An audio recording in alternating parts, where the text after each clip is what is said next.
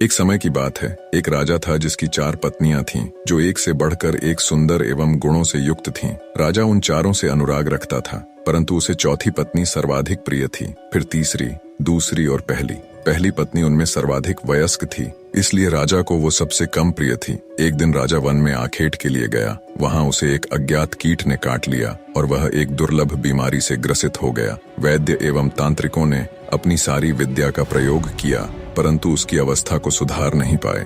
अंततः उन्होंने यह कहा कि राजा की मृत्यु निकट है और अब वह कुछ ही दिनों के अतिथि हैं। राजा ने अपनी संपत्ति को रानियों में विभाजित करने का निर्णय किया, क्योंकि उसका कोई उत्तराधिकारी नहीं था। परंतु सामान्य रूप से विभाजन करने की जगह कौन सी रानी उसे कितना प्रेम करती है, इस आधार पर संपत्ति को बांटने का निर्णय किया। उसने एक चतुर योजना बनाई और सभी रानियों को एक एक करके बुलाया। उसने कहा, मेरे जीवन के केवल 3 दिन शेष हैं। मैं तुम्हें एक रहस्य बताता हूँ। बहुत पहले मुझे एक साधु ने एक शक्तिशाली यंत्र दिया था, जिससे मुझे स्वर्ग की प्राप्ति होगी यदि मैं साथ में एक और व्यक्ति को ले जाऊं।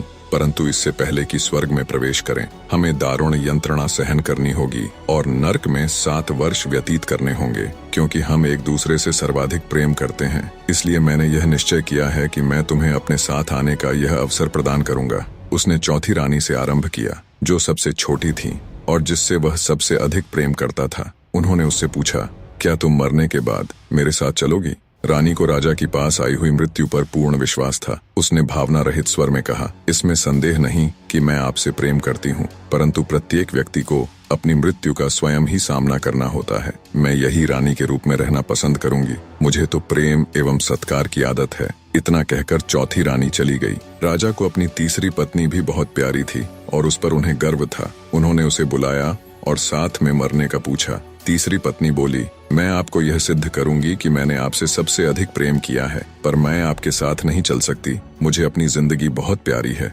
राजा की दूसरी पत्नी हर मुश्किल समय में उनका साथ देती आ रही थी। जब कभी राजा किसी मुसीबत या उलझन में होता तो वही उसका निवारण करती। राजा ने उससे भी साथ चलने के लिए पूछा, जिस पर दूसरी पत्नी ने कहा, माफ कीजिए महाराज, मैं इसमें आपकी कोई मदद नहीं कर सकती। मैं आपका अंतिम संस्कार जरूर करवा सकती हूँ और मैं उस वक्त तक आपके साथ रहूंगी। तभी एक आवाज आती है, मैं आपके साथ चलूंगी और जहाँ भी जाएंगे वहाँ जाऊंगी, भले ही वो मौत के बाद का सफर हो। राजा ने देखा, ये उनकी पहली पत्नी की आवाज थी। राजा अब शांति अनुभव करता है कि कोई तो है जो उसे बिना किसी अपेक्षा के प्रेम करता है, पर उन्होंने उस पर सबसे कम ध्यान दिया था। राजा को बहुत शर्मिंदगी महसूस हुई। उन्होंने कहा, जब तक मैं जीवित था तुम्हारा ध्यान रखना चाहिए था, तुम्हारी कद्र करनी चाहिए थी। उन्होंने पहली पत्नी से माफी मांगी। दोस्तों, वास्तव में यह कथा आपकी, हमारी और प्रत्येक मनुष्य की है। हर व्यक्ति की 4 पत्नियां होती हैं। चौथी पत्नी है हमारा शरीर। हम इसे खूब सजाते हैं, गहने पहनाते हैं, अच्छे कपड़े पहनाते हैं, पर आखिर में ये हमारा साथ छोड़ देती है।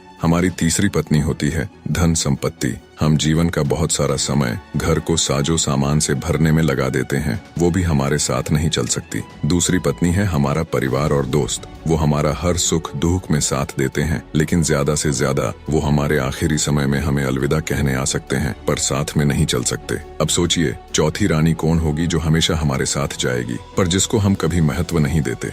वो रानी है सद्भावना और निस्वार्थ भाव से किए गए पुण्य कर्म। यही वो पत्नी है जो मरने के बाद भी हमारा साथ नहीं छोड़ती, सदा साथ जुड़ी रहती है। मनुष्य के कर्म ही है जो मृत्यु के बाद भी उसके साथ जाते हैं। हम में से अधिकतर लोग इस कहानी के राजा की तरह ही जीवन जीते हैं। कहानी में बताए क्रमानुसार ही अपनी पत्नियों से प्रेम करते हैं। हालांकि यह जीवन का आधार भी है और आवश्यक भी है कि साजो सामान के साथ आरामदायक जीवन जिएं, परिवार और दोस्तों को प्यार से संजो कर रखें, अपने शरीर का ध्यान रखें, इसे स्वस्थ रखें, पर हमें उस जन्म देने वाले जन्मदाता यानी ईश्वर को कभी नहीं भूलना चाहिए। थोड़ा ही सही, लेकिन कुछ समय उस परमात्मा को जरूर दे। निष्कर्ष, जीवन में भी सच्चे प्रेम के मूल्य को समझना जरूरी है। संपत्ति, परिवार और शरीर के साथ साथ हमें सद्भावना और निस्वार्थ प्रेम के मार्ग पर चलना चाहिए और उस परमात्मा को याद रखना चाहिए जो हमारे जीवन का अंतिम सत्य है।